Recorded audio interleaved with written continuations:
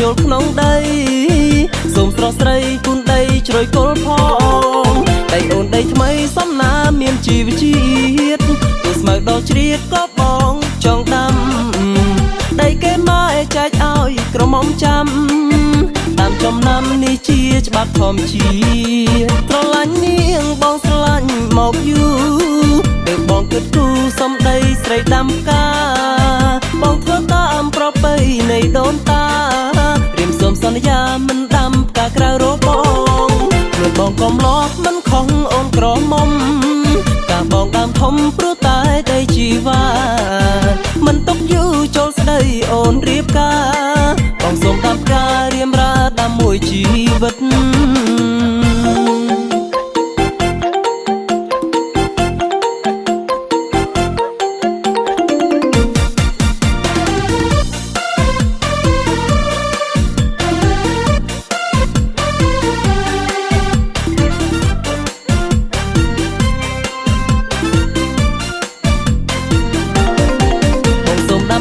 ជីវ៉ាជួយថែផ